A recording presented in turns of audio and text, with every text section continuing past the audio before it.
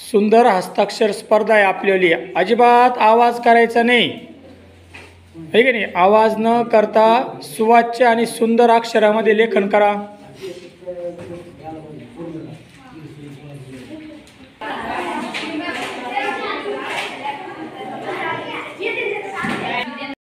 चंदन है, आपका इस महफिल में हार्दिक अभिनंदन है. आपका इस महफिल में हार्दिक अभिनंदन. सरकारी काही नाही, सरकारी विषय काही नाही. ओके, सरकून घे जरी न्यायालयामध्ये.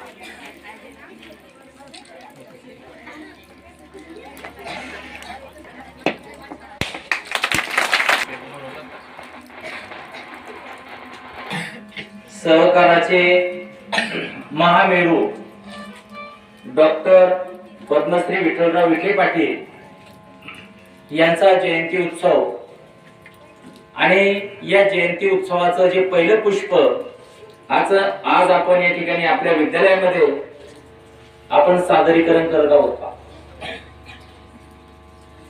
आज पहिल्या पुष्पासाठी सन्मान करावा अशी मी त्यांना विनंती करतो.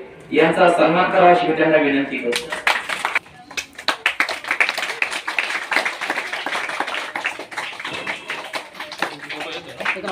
हो हो, येतोय.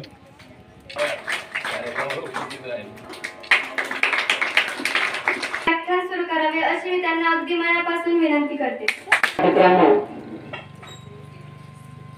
आपल्या विद्यालयाचे सन्माननीय मुख्याध्यापक पठाण सर, माझे सर्व सहकारी शिक्षक, शिक्षकेतर कर्मचारी, तसेच आदरणीय शिक्षिका आणि प्रतिष्ठित व्यक्ती या कार्यक्रमासाठी उपस्थित आहेत, असे सन्माननीय अशोकराव फुंदे तसेच सुनील फुंदे हे पालक या ठिकाणी उपस्थित आहेत.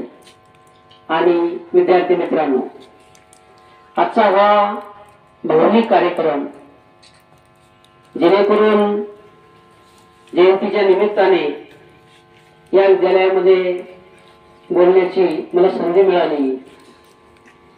मरावे परी कीर्तिरूपी उरावे असे म्हणतात. मरावे परी कीर्तिरूपी उरावे असे हे अहमदनगर जिल्ह्यातील श्रीरामपूर तालुक्यातील लोणी बुद्रुक येथे त्यांचा जन्म झाला. जन्माने ते मोठे नव्हते, कर्तृत्वाने मोठे होते.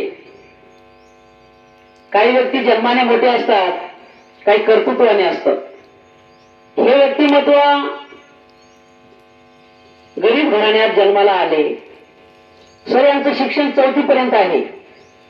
तिथून ते पुढे, ज्याला गरुड झेप म्हणतो आपण, या देशाचे आधारस्तंभ शेतकरी आहेत, सैनिक आहेत. म्हणून लाल बहादूर शास्त्री ज्यांना आपण जय जवान जय किसान ही घोषणा दिली. उंचीना अजिबात नाही. तुम्ही किती लहान असा उंचीना, परंतु तुमची बुद्धी मोठी असावी. म्हणून असं हे मोठं व्यक्तिमत्व, ज्यांच्या काळामध्ये इंग्रजांचा दबाव असताना सुद्धा त्यांनी वेगवेगळ्या सहकारी संस्था काढल्या, पतसंस्था काढल्या, लोकांना कर्ज वाटप केलं. जे सावकार होते ना, ते सावकारशाही बंद करण्याचा प्रयत्न केला, व्याजाने पैसे घ्यायचे.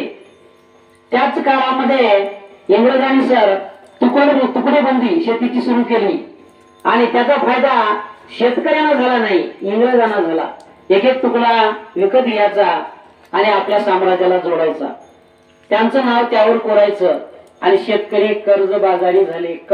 मी काय म्हणतो ते, तर तुमचं जीवन व्यवस्थित जात नाही.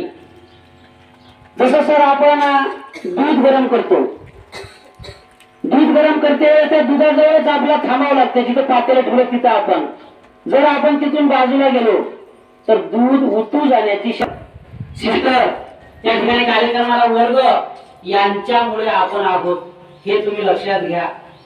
म्हणून मी तुम्हाला पूर्व पदावर येतो आणखी की एकही तुमचा मिनिट वाया जाऊ नये. तुम्हाला एक छोटी कथा सांगतो आता. भैरू पैलवान हा काय करायचा, रोज तालुक्याच्या गावाला जायचा, तालुक्याच्या गावाला बस मध्ये बसून जायचा. त्याच्या गावाला जी बस आहे ती सायंकाळी थांबण्यासाठी यायची. सर ती बस सायंकाळी येऊन थांबली की ती सकाळी जायची रात्रीला राहून त्याच गावामध्ये. मग भैरू पैलवान म्हणल्याच्या नंतर असा तो हडकुळा नव्हता. पैलवान म्हणल्याच्या नंतर त्याची शरीरयष्टी, त्याचं ते 100 किलो वजन, त्याचे ते बाहुबली दंड, हे सगळं पाहिल्यानंतर बऱ्याच माणसाला भीती वाटायची. तो एसटी मध्ये बसला असा पहिल्या दिवशी सकाळी आणि लगेच तो तालुक्याच्या ठिकाणी जायला